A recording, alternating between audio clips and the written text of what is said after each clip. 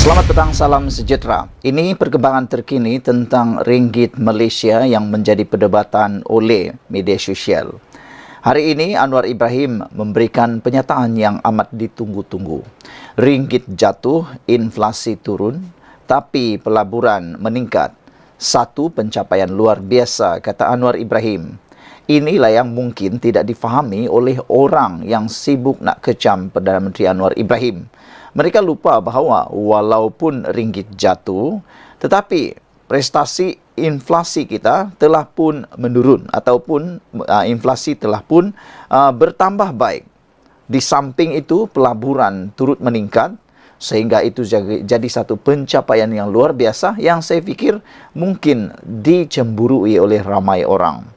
Dan dalam Dewan Rakyat sebentar tadi, mereka sibuk bercakap tentang kejatuhan nilai mata wang. Nak tanya jugalah apa cadangan daripada pembangkang untuk menaikkan ringgit yang jatuh ini. Kalau sibuk nak kecam saja, itu kan tak adil. Yang adil ialah kecam tapi berikan cadangan. Namun demikian, Anwar Ibrahim telah pun memberikan satu prestasi, satu pencapaian yang luar biasa. Meskipun ringgit jatuh, inflasi tetap turun dan pelaburan meningkat. Walaupun nilai mata wang ringgit Malaysia jatuh, namun kadar inflasi menurun sehingga 1,5% dan jumlah pelaburan meningkat sehingga 23% kepada 329.5 bilion pada tahun 2023. Jauh melebihi, meningkat ataupun jauh meninggalkan prestasi semasa yang pernah dicapai oleh Kerajaan Perikatan Nasional pimpinan Muhyiddin Yassin. Semasa Muhyiddin Yassin menjadi Perdana Menteri, inflasi tinggi, pelaburan tidak dapat menandingi Anwar Ibrahim dan juga berlaku perkara-perkara ekonomi yang mereka sendiri tak mahu ulas. Perdana Menteri Datuk Seri Anwar Ibrahim berkata prestasi keuangan Malaysia itu menunjukkan pencapaian yang luar biasa sejak merdeka. Malaysia di ASEAN mencatat di antara kadar inflasi paling rendah iaitu 1,5% dan kadar pengangguran yang menurun kepada 35%. Pelaburan domestik pula dan asing tertinggi dalam sejarah Malaysia sejak merdeka, katanya di sini. Saudara-saudara sekalian, yang ini pembangkang tidak canang pula di sana-sini. Mereka hanya sibuk mencanang tentang kejatuhan nilai mata wang atau rendah. Ini yang mereka tak pernah cakap, iaitu pelaburan domestik dan asing yang tertinggi dalam sejarah Malaysia dan nilai inflasi yang makin menurun, dan apabila pelaburan meningkat, ia juga telah pun mengurangkan kadar pengangguran di Malaysia. Yang ini mungkin tak pernah dicakap oleh para pembangkang. Terdahulu, beliau berucap pada majlis perasmian penutupan program Madani Rakyat di Zon Tengah di Kompleks Sukan Kuala Selangor. Sebelum ini, media melaporkan Malaysia mencatatkan jumlah pelaburan diluluskan sebanyak RM329.5 bilion pada tahun 2023, iaitu 23% lebih tinggi berbanding tahun 2022. Sekaligus menjadikannya tertinggi dalam sejarah Malaysia. Itu pun mungkin mereka tak boleh terima. Memetik Perdana Menteri sebagai berkata, dari jumlah tersebut, pelaburan asing merupakan penyumbang utama sebanyak 57.2% berbanding domestik, iaitu 42%.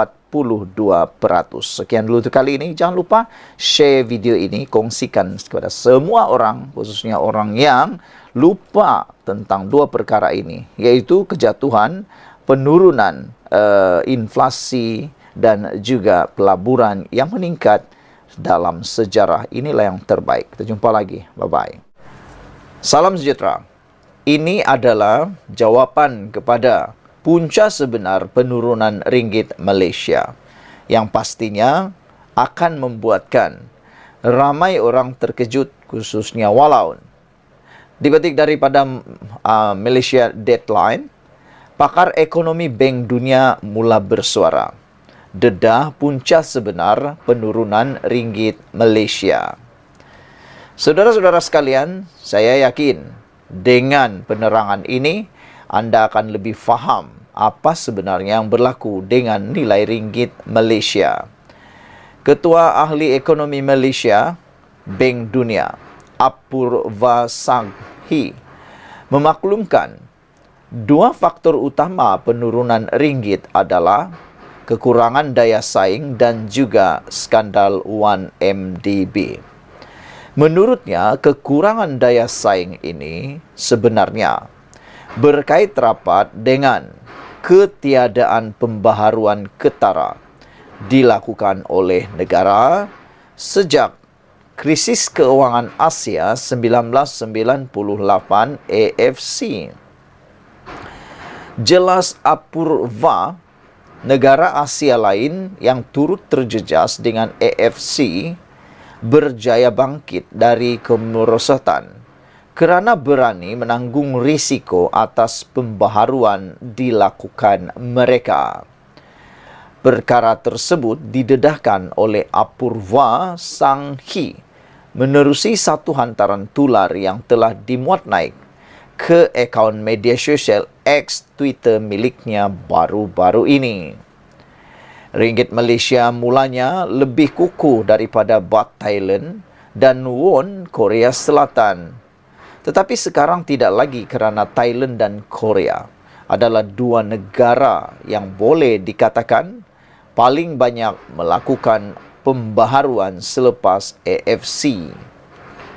Mereka lebih memilih untuk berdepan dengan kesakitan jangka masa pendek bagi mendapatkan keuntungan pada jangka masa yang panjang.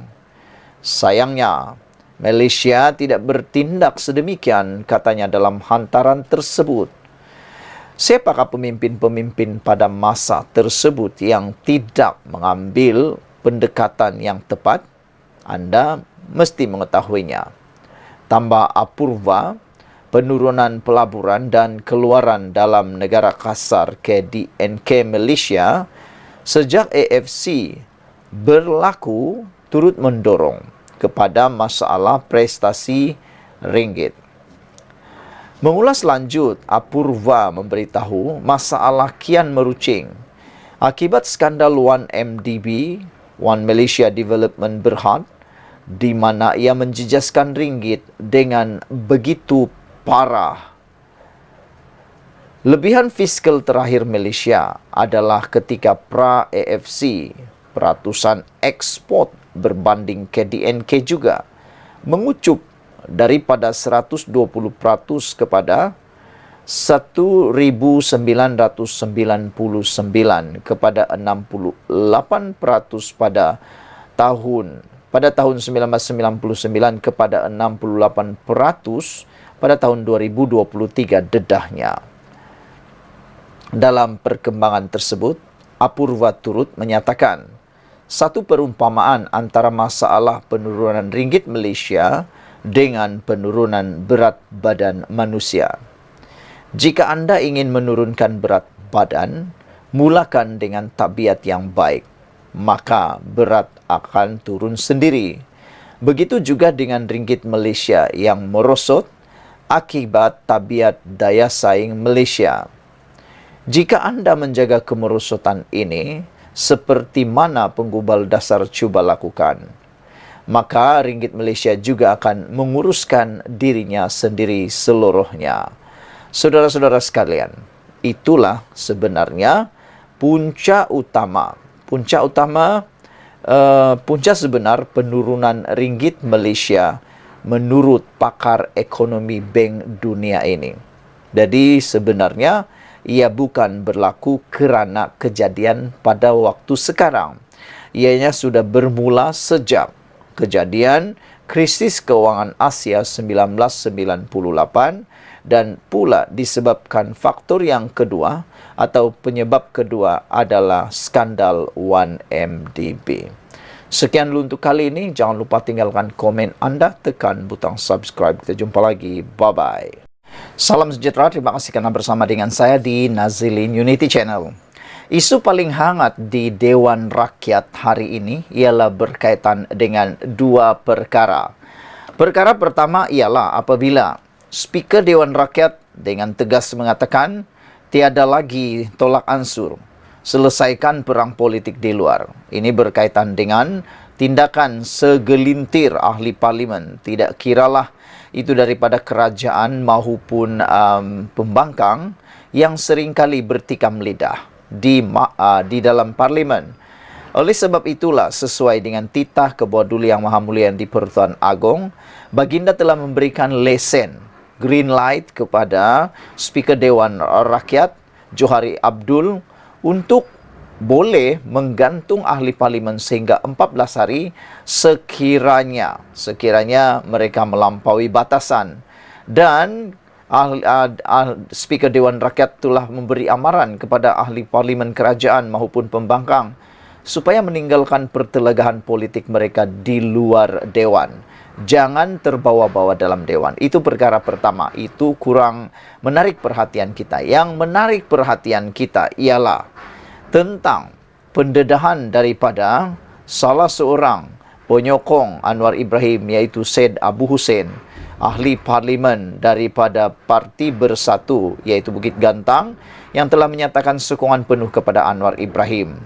Menjelang 2 Mac ini, sebelum berlakunya persidangan khas Parti Bersatu untuk memindah perlembagaan, ada dakwaan mengatakan bahawa ada 10 lagi ahli parlimen bersatu yang akan sokong Anwar Ibrahim. Dan dinyatakan sebelum ini mereka akan memberikan sokongan itu sebelum bulan Mac ini. Jadi yang terbaik ialah bermula daripada tarikh hari ini, 27 hari bulan Februari sehingga Mac. Jadi di mana sudah 10 ahli parlimen bersatu yang didakwa akan menyokong Perdana Menteri ke-10. 10 ahli parlimen yang dinyatakan oleh ahli parlimen daripada Bukit Gantang, iaitu Datuk Syed Abu Hussein Hafiz Syed Abdul Faisal, ialah melibatkan 5 ahli parlimen dari kawasan utara, iaitu di Kedah, Pulau Pinang dan Perak, serta 3 dari kawasan timur, iaitu masing-masing Kelantan, Terengganu dan Pahang. Selain itu katanya, kawasan tengah pula membabitkan seorang ahli parlimen dari Melaka dan 2 lagi ahli parlimen dari Selangor. Sebelum ini, sudah 6 ahli parlimen pembangkang mengumumkan menyokong Anwar Ibrahim, termasuk daripada ahli parlimen Tanjung Karang, Datuk Dr. Zulkafli Hanapi semalam. Saya sebut kata ahli parlimen Bukit Gantang ini, beliau menyebut, tetapi beliau kata beliau hanya menyebut kawasan tetapi tidak sebut nama kawasan. Dia hanya sebut wilayah tetapi tidak nama kawasan. Berikan kebebasan kepada ahli parlimen ini bila dia nak beri sokongan. Mereka sedang berfikir, dijangka menyatakan sokongan kepada Anwar Ibrahim menjelang sesi parlimen 28 Februari ini, kata beliau. Maksudnya, hari ini sudah 27 hari bulan, besok 28 hari bulan. Adakah hari ini, petang ini atau esok 10 ahli parlimen itu akan menyatakan sokongan Anwar Ibrahim? Dan diulang sekali lagi, mereka itu ialah 5 daripada kawasan utara, 3 daripada kawasan timur, dan 3 lagi daripada kawasan Kelantan, Terengganu dan Pahang. Dan ada lagi membabitkan seorang ahli parlimen daripada Melaka dan 2 daripada parlimen Selangor. Siapakah mereka? Sudah dapat diteka sebenarnya siapa mereka. Cuma kita tunggu saja. Nama-nama itu akan keluar tidak lama lagi.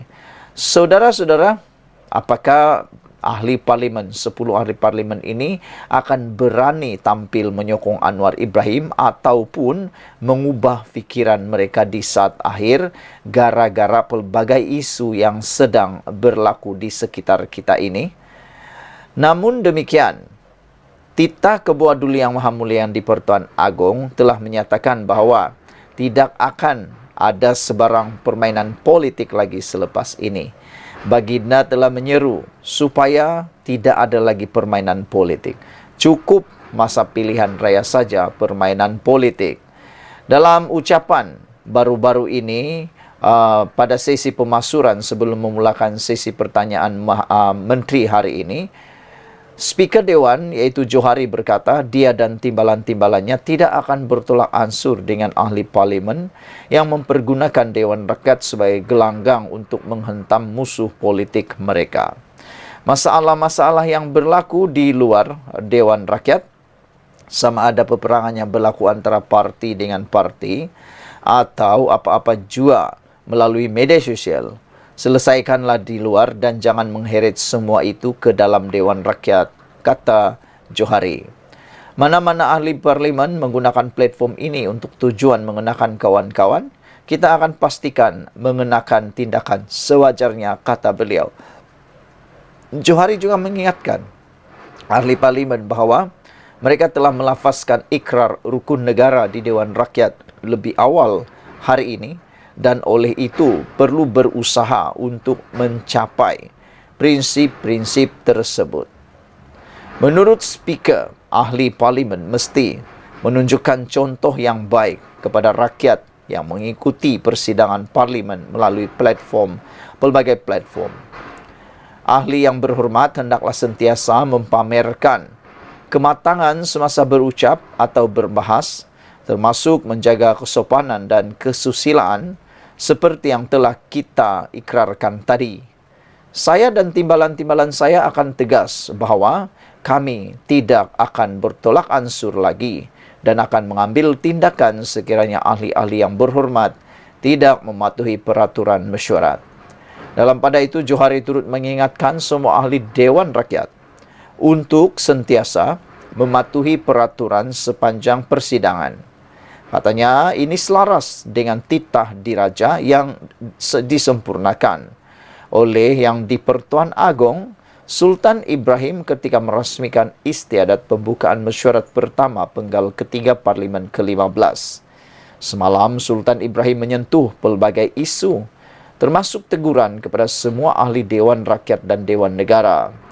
Johari turut memperingatkan ahli parlimen tentang beberapa peruntukan dalam peraturan-peraturan mesyuarat Dewan Rakyat yang perlu sentiasa dipatuhi.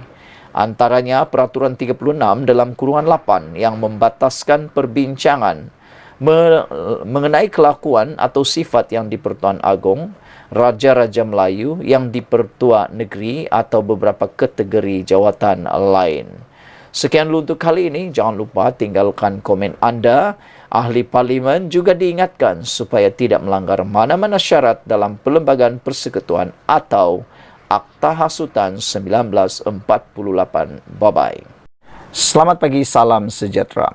Netizen menganggap keputusan daripada Yang di-Pertuan Agong pagi tadi telah menoktahkan sepenuhnya usaha Perikatan Nasional Pembangkang untuk mengganggu-gugat kestabilan kerajaan madani yang ada sekarang ini, kerajaan perpaduan. Ini kerana sebelum ini kita semua digemparkan dengan pelbagai langkah yang mahu diambil oleh Perikatan Nasional Pembangkang, semata-mata mahu menjatuhkan kerajaan perpaduan Anwar Ibrahim. Selain daripada itu, tindakan mereka membuat pelbagai langkah-langkah yang tular di mana-mana, termasuk di seluruh dunia, di negara-negara luar, membuatkan ketidakstabilan ekonomi, ketidakstabilan politik. Apabila politik kita tidak stabil kerana ada kata-kata, andaian, ramalan dan sebagainya, kononnya kerajaan ini bakal tumbang, ekonomi akan turut berantai kesannya. Kata Saleh Said Kuruak, beliau kata kejatuhan nilai ringgit ataupun ketidakstabilan ekonomi Malaysia juga ada penyumbangnya kerana sikap pembangkang yang sering kali mahu mencanangkan kerajaan tumbang atau kerajaan tergugat. Jadi ada kebenaran apa yang beliau katakan itu. Tapi apabila Yang di-Pertuan Agong bertitah, saya tidak akan layan usaha nak gugat kestabilan, ini menoktahkan segala-galanya. Langkah Perikatan Nasional boleh kata noktah dan kita gembira sebenarnya atas titah Ketua Duli Yang Maha Mulia Yang di-Pertuan Agong ini. Titah Agong ini mudah difahami. Dengan kata lain, mereka kena tunggu. Bukan sekarang waktunya berpolitik, tapi ini waktunya membangun, membina semula negara ini. Semua ahli parlimen sepatutnya bersatu padu. Tak kiralah mereka pembangkang atau kerajaan, mereka perlu bersatu padu. Yang di Pertuan Agong, Sultan Ibrahim Ibni Sultan Iskandar menitahkan bahawa Baginda tidak akan melayan sebarang usaha untuk menggugat kerajaan yang ada. Dengan menggunakan kata nama saya dalam titahnya, Sultan Ibrahim bertitah, Baginda mahu rakyat negara ini berpolitik hanya 5 tahun sekali. Ini terbaik. Inilah yang rakyat idamkan, yang diimpi-impikan oleh seluruh rakyat Malaysia. Sepanjang 2 bulan pilihan raya, kempen demi kempen pilihan raya, waktu itulah berpolitiklah habis-habisan. Biarlah anda tidak tidur tak pulang rumah atau apa sekalipun yang anda buat ketika berpolitik berkempen pada waktu pilihan raya, buatlah sehabis baik. Habiskan segala-galanya pada waktu itu. Tapi selesai saja pilihan raya, yang bersaudara, yang menantu-menantu mentua, yang sepupu-sepupu, anak-anak berkeluarga, kembalilah berdamai semula. Setahun sekali saja untuk anda berpolitik. Cukup. Ini tidak. Ada yang sampai berlarutan sehingga bertahun-tahun akibat daripada berpolitik. Sehingga ada yang hampir putus keluarga. Kenapa? Sebab lupa bahawa politik itu cukup untuk setahun sekali sahaja. Baginda juga menegaskan, tutup pintu, saya ingin tegaskan di sini. Saya tidak akan melayan sebarang permintaan yang cuba menggugat kestabilan politik negara. Itu titah Baginda. Kita suka dan amat menyanjung tinggi ketegasan Agong kali ini. Apabila Baginda menegaskan, Baginda tidak akan melayan sebarang permintaan yang cuba menggugat kestabilan politik negara ini. Jadi cukuplah setahun sekali sahaja berpolitik. Sekali sahaja Perdana Menteri ditukar. Baginda pasti sudah muak dengan permainan politik. Baginda juga mengatakan, bertitah semua pihak mestilah menerima kenyataan dan menghormati kerajaan perpaduan yang telah dibentuk. Ini yang kita hendaki. Jika ada yang hendak bermain politik, tunggulah pilihan raya akan datang. Titah Baginda pada istiadat pembukaan penggal ketiga sidang Dewan Rakyat. Ini adalah titah Baginda yang pertama kepada awam selepas mengangkat sumpah sebagai yang di Pertuan Agong.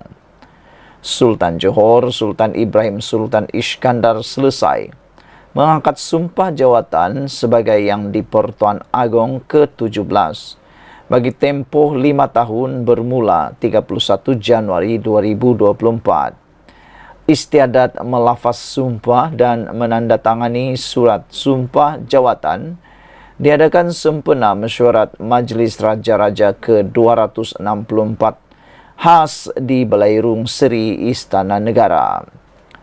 Mesyuarat khas itu dipengerusikan Sultan Terengganu Sultan Mizan Zainal Abidin.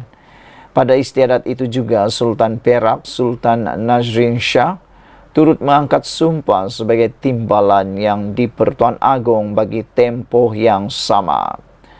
Sultan Ibrahim diisytiharkan sebagai yang di Pertuan Agong ke-17 pada mesyuarat khas Majlis Raja-Raja ke-263 pada 27 Oktober tahun lalu. Pemasyuran Sultan Ibrahim sebagai yang di Pertuan Agong ke-17 bagi menggantikan Al-Sultan Abdullah Riayatuddin Al-Mustafa Bilal Shah yang menamatkan pemerintahan sebagai yang di Pertuan Agong ke-16 semalam. Saudara-saudara sekalian, itulah titah ke bawah Duli Yang Maha Mulia yang di Pertuan Agong yang paling ditunggu-tunggu oleh rakyat Malaysia. Seperti yang kita jangka dan seperti yang kita ramalkan sebelum ini, Sultan yang di Pertuan Agong ke-17 ini adalah Sultan yang mungkin mencatat sejarah sebagai Sultan paling tegas pernah ada di Malaysia. Walau bagaimanapun, itulah yang diimpi-impikan rakyat Malaysia untuk menangani masalah perpaduan, masalah hutang negara ekonomi, dan juga masalah politik yang tak pernah berkesudahan di Malaysia. Apabila baginda bertitah, saya mahu rakyat ini di negara ini berpolitik hanya 5 tahun sekali, ini tegas. Jadi bagi mereka yang sampai sekarang masih berpolitik, berhentilah berpolitik, teruskan hidup ini sehingga pilihan raya akan datang. Sekian dulu untuk kali ini. Jangan lupa tinggalkan komen Anda, tekan butang subscribe. Kita jumpa lagi. Bye-bye. Selamat pagi. Selepas beberapa jam, Agong bertitah di Dewan Rakyat di Parlimen. Ini pula reaksi daripada Saitro Perikatan Nasional PAS tentang titah Ketua Duli Yang Maha Mulia yang di Pertuan Agong ini. Amat mengejutkan kerana mereka melontar komentar yang berbau courage selepas titah Agong. Apa yang mereka fikir ni? Agong bertitah tidak akan melayan cubaan menggugat kestabilan politik dan bertitah agar menerima kenyataan serta menghormati kerajaan perpaduan yang sudah dibentuk. Titahnya, jika nak bermain politik, tunggulah masa pilihan raya. Dalam kumpulan telegram kelolaan Papagomo, Saitro Perikatan Nasional mula mengecam yang di Pertuan Agong setelah selesai majlis perasmian Parlimen. Ada ahli grup membuat tuduhan liar, kononnya ucapan yang di Pertuan Agong dibuat kerana baginda mempunyai kepentingan dan ada yang menyifatkan demokrasi telah mati. Komen lain seolah-olah mengugut Sultan Mahmud pun mangkat dijulang. Lupakan adat istiadat raja sekarang, kata komen-komen tersebut. Ulasan yang berbau khawarij dan boleh menghuru-harakan negara patut diambil tindakan tegas. Setelah negara membuat reformasi, sistem demokrasi mewujudkan kestabilan kerajaan dan meluluskan Akta Lompat Parti, Perikatan Nasional PAS masih berfikir cara lama. Pembangkang sepatutnya fahami had berpolitik dan mengajar pengikutnya mentaati asas negara seperti yang terkandung dalam rukun negara. Tidak cukup dengan Presiden PAS yang menyeru untuk merungkai perlembagaan penjajah. Kini pengikut Perikatan Nasional PAS menyebar kebencian terhadap Agong hanya kerana kepentingan politik sempit Perikatan Nasional PAS. Walhal mentaliti ulil amri adalah wajib selagi tidak menyuruh melakukan kemaksiatan. Saudara-saudara sekalian, laporan ini dipetik daripada harapandaily.com, ditulis oleh Ahmad Mursi.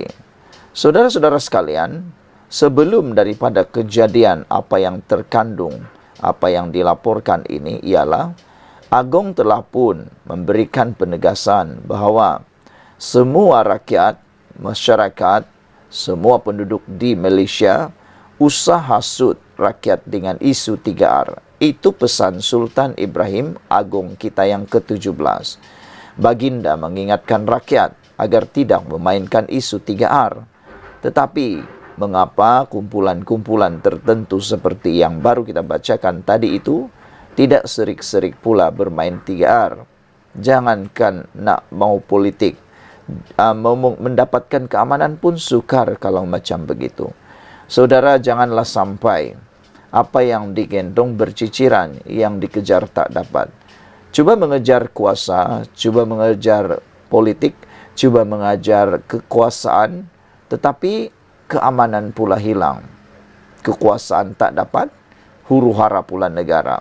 Itulah yang cuba dielakkan oleh Ketua Duli Yang Maha Mulia di Pertuan Agong.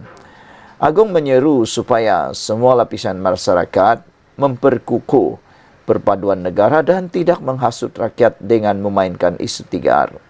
Seringkali isu 3R digunakan bagi mendapatkan sokongan muda kerana perbuatan atau isu yang paling mudah diterima, paling mudah hangat, paling mudah untuk dihadam oleh rakyat ialah isu 3R.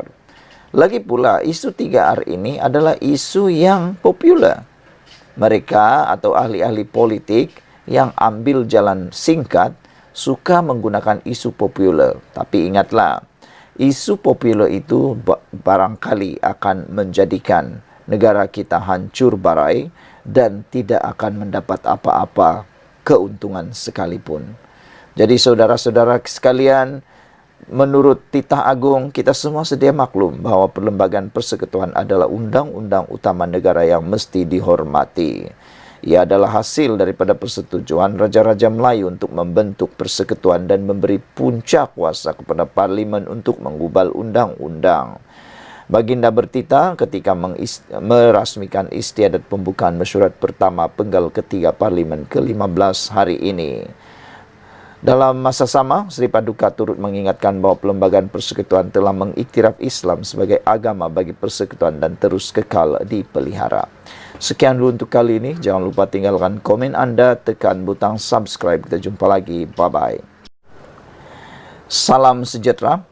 Ini satu kejutan yang kita tidak pernah jangka akan berlaku. Kemarin ketika pembukaan sidang Parlimen, isu ponteng ahli Parlimen mula menular di media sosial. Abdul Hadi Awang, Presiden PAS yang dipanggil orang paling disukai PAS ini, akhirnya gagal hadir ke Parlimen untuk pembukaan itu. Namun demikian, isu ponteng tersebut bukanlah disengajakan. Abdul Hadi Awang, Presiden PAS, mempunyai alasan sendiri mengapa tidak dapat menghadirkan diri, mengapa gagal hadir ke majlis pembukaan Dewan Parlimen atau Dewan Rakyat itu. Untuk makluman anda semua, kehadiran pada hari pertama itu adalah sangat-sangat kritikal. Namun, yang mengejutkan ramai pihak ialah, walau mampu mengarang minda Presiden, ahli Parlimen Marang tidak hadir pula ke Parlimen. Ini alasan yang diberikan. Namun demikian, ramai juga yang menjadi hater kepada Hadi Awang ini menyatakan, kalau ada rancangan nak jatuh kerajaan, kata mereka, cepat pula nak datang. Bertongkat pun datang juga. Tapi untuk hadir ke Parlimen, kata mereka, kenapa pula Hadi Awang tak boleh datang, kata mereka. Itu persoalan di media sosial yang bertular di sana-sini. Sehingga ia menjadi perdebatan hangat, bahkan sehingga membawa pertikaman lidah, pertikaman keyboard warrior, menyatakan atau memberikan ulasan kenapa Hadi Awang tak hadir. Kata yang lain, ada pula pempengaruh di TikTok kata, kalau langkah Dubai, kalau langkah-langkah yang lain, langkah nak terbuka tap, sanggup bertongkat datang juga berjumpa dengan Tun Mahathir, walaupun baru saja sehat sedikit, telah pun berjumpa dengan Tun Mahathir. Tapi ke Dewan Rakyat sukar pula, kata mereka. Walaupun siri minda Presiden bertajuk Undang-Undang Dirimba mengatasi Majlis Keselamatan PBB disiarkan hari ini, Tan Sri Abdul Hadi Awang tidak hadir ke Dewan Rakyat. Tiada kelibat ahli Parlimen Marang berkenan semasa istiadat pembukaan mesyuarat pertama penggal ketiga Parlimen ke-15 di Dewan Rakyat pagi kemarin. Namun demikian, setiausaha kepada ahli Parlimen itu, iaitu ahli Parlimen Bacok, Muhammad Syahrir C. Sulaiman, ada alasan kenapa ketidakhadiran tokoh itu berlaku. Beliau yang juga setiausaha politik kepada Abdul Hadi Awang menyatakan bahawa keadaan kesihatan Abdul Hadi Awang tidak mengizinkan dan masih dalam tempoh pemulihan. Tapi itulah ramai yang mempersoal bagaimana Hadi Awang boleh menulis di ruangan ataupun di minda Presiden, walhal beliau dalam keadaan tidak sihat dan tidak mengizinkan. Mengapa boleh pula menulis tapi tak boleh hadir, kata mereka. Bekas Menteri Besar Terengganu sepenggal itu dikatakan masih mempunyai beberapa rawatan susulan di hospital di Terengganu. Sahir telah menyatakan surat dan sijil cuti sakit telah pun dihantar ke pejabat yang dipertua Dewan Rakyat. Kata beliau, kesihatan Tuan Guru tidak mengizinkan dan ada dalam tempoh pemulihan, ada rawatan susulan. Surat MC sudah dihantar kepada Speaker Dewan Tan Sri Speaker semalam. Pagi tadi, kerusi Abdul Hadi di barisan hadapan blok pembangkang dilihat kosong semasa titah yang sulung daripada di-Pertuan Agong Sultan Ibrahim. Sebelum ini, kehadiran Hadi ke Parlimen amat rendah dengan hanya menghadiri 33 kali daripada 103 sesi Parlimen sejak 26 Julai 2021.